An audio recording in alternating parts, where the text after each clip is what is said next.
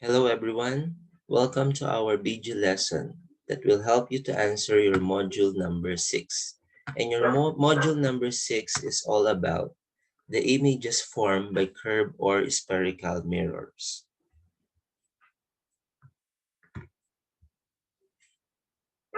But before we go to our lesson for today, let us first recall our topic last time. And our topic last time is all about the plane mirror. And let us again describe the images formed by a plane mirror using this figure. So you can see at the middle, there's a plane mirror and there's an object, which is you, and an image at the behind the mirror. So let us now describe the image. The first, in terms of size, they have the same size. And in terms of distance, as you can see from the figure, the distance are the same. And definitely they are upright, or the image is upright. Virtual because it formed behind the mirror, and reverse from left to right. As we all know that if we are facing the mirror, the plane mirror, and we raise our right hand, we can see that our image is raising its left hand. That's why it is reversed from left to right. Okay, let us now go to mirrors, which are actually new to us because we are actually exposed, or we see them every day, just like this one. What is this? Yes, very good. It is a car side mirror. How about this? I guess each one of us has been to a dentist before. Yes, it is a dental mirror. How about this? We use this every day. Yes, it is a metal spoon. How about this one? We see this type of mirror in an convenience store. Okay, so these are the types of mirrors that we are going to discuss today. And these are called curved or spherical mirror. So are they called curved or spherical mirrors? First, simply because they actually came from a sphere. Okay, if we get a certain arc from our sphere, we can get our curved mirror. So as you can see, it is curved mirror because unlike plane mirror, which is flat, it is actually curved. That's why it's called curved mirror. And it is called spherical mirror because it came from a certain sphere. And it has two reflecting sides. Okay, it depends on what you are going to use as a reflecting side.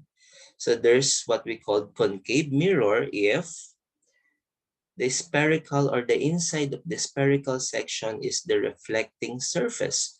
So the result is a concave spherical mirror. Okay, it is called concave because it actually looks like a cave.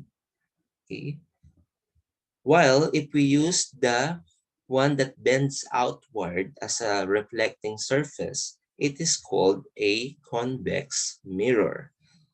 Okay.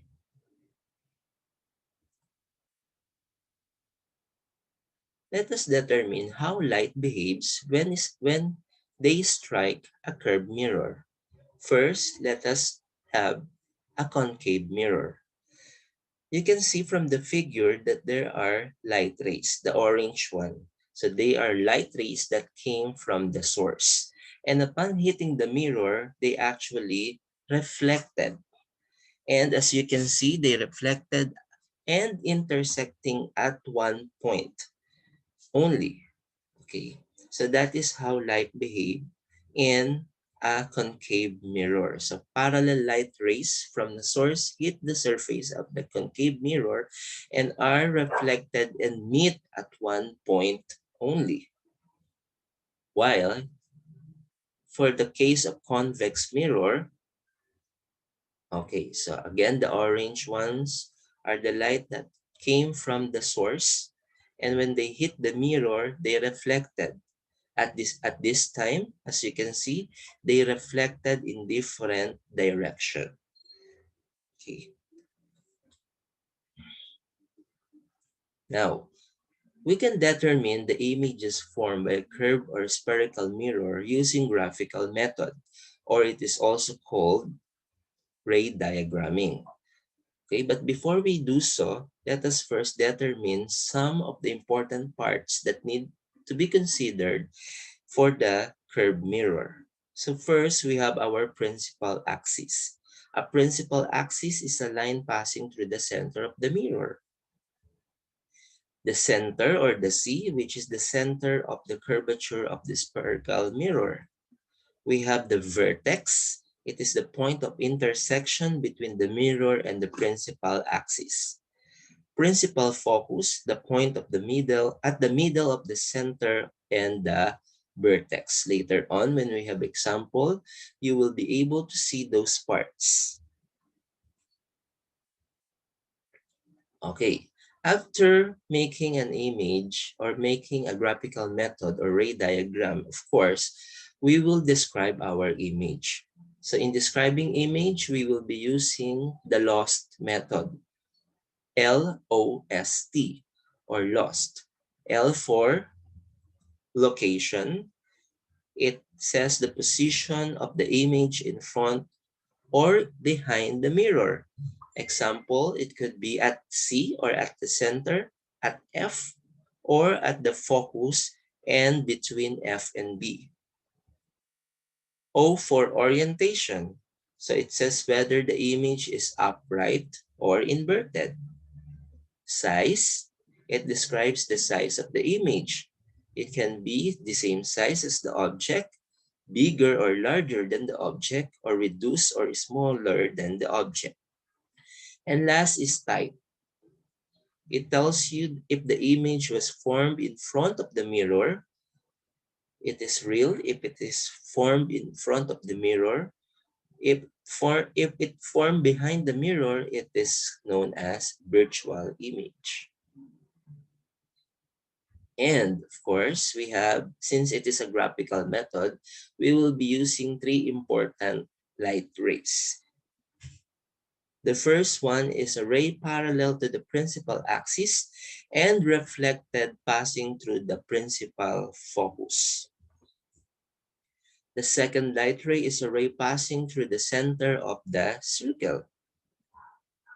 And a ray through the principal focus and reflected parallel to the principal axis. So later on, we will be using these three light rays. Okay, now, if you are ready, let us start. Kindly get your pencil, your ruler, and a piece of paper. And join me in making a graphical representation of the image formed by the curved or spherical mirror. Let us start. Okay.